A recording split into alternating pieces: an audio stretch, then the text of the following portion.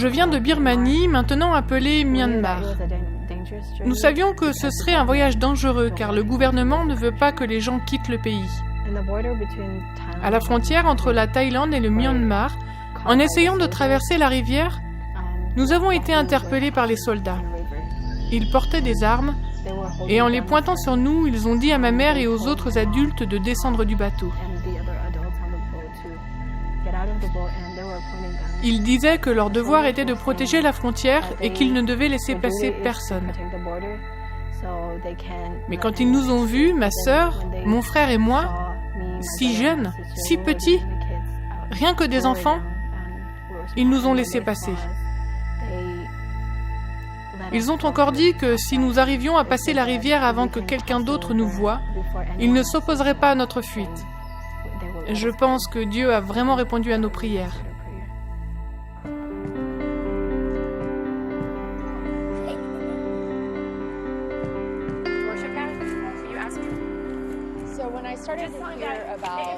Quand j'ai entendu pour la première fois les histoires rapportées par les réfugiés, les difficultés et les tribulations que ces petits-enfants avaient dû traverser, j'ai eu un poids sur le cœur.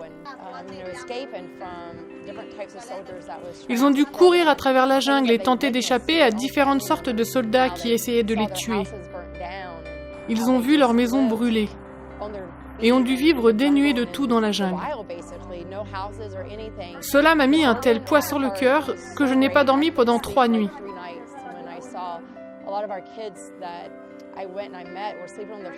Quand j'ai vu un grand nombre d'enfants dormir à même le sol, avec les rats et les cafards et pratiquement rien à manger, j'ai prié et demandé à Dieu d'ouvrir des portes. Et je lui ai dit que tant qu'il ouvrirait des portes, j'irais de l'avant. Daddy! He looks like his daddy. Yeah, he does. Gosh, he got so big. Does he need more clothes? Ici, à Clarkson, en Géorgie, la population des réfugiés est très diversifiée.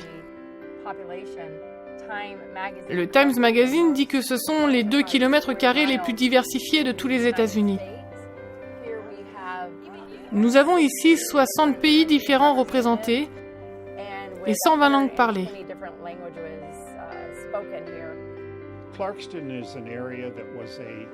Clarkston est une région qui a servi de base à l'armée pendant la Seconde Guerre mondiale.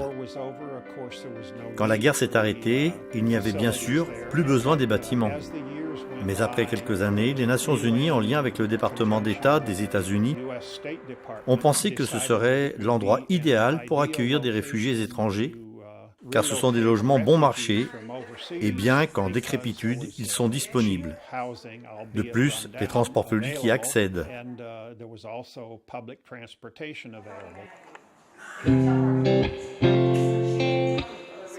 Les conditions de vie ici à Clarkson sont vraiment dures pour beaucoup de familles.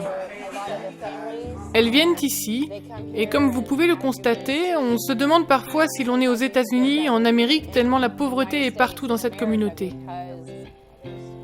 Par exemple, il y a 8 mois, il y a eu un incendie dans ce bâtiment, mais depuis, il est resté dans cet état. Pour moi, je n'aimerais pas que mon petit enfant joue près de là, car s'il s'effondre, il y aura certainement des blessés. Mais les réfugiés ne savent pas qu'ils ont des droits. Quand vous n'êtes pas né dans un endroit, vous ne pensez pas pouvoir vous faire entendre. Ils ont tendance à se faire exploiter très facilement. Aussi, ces réfugiés tolèrent-ils beaucoup de choses parce qu'ils sont juste reconnaissants d'être ici. He's a good granddaddy, isn't he? C'est aussi ici que beaucoup de gangs viennent faire leur trafic de drogue. Si des bâtiments sont abandonnés, ils s'installent dedans. Aussi, nous essayons de tenir ces lieux propres. Parce que beaucoup de nos enfants vivent ici, de l'autre côté de la rue, et nous ne voulons pas qu'ils s'impliquent dans ces trafics. Nous voulons les tenir le plus en sécurité possible. Pour remédier au stress auquel les réfugiés doivent faire face quand ils arrivent en Amérique, nous collectons du mobilier et des matelas pour qu'ils n'aient pas à dormir par terre. Nous leur fournissons aussi du riz et des haricots, juste les produits de base pour qu'ils se sentent bien quand ils arrivent ici. Puis nous essayons de passer du temps avec eux pour apprendre à les connaître. Après qu'ils aient passé environ 1 an dans une école internationale pour apprendre un peu d'anglais, nous essayons de les sponsoriser pour qu'ils entrent dans une école privée. Parce qu'ainsi, ils ont de bonnes bases et peuvent prendre un bon départ.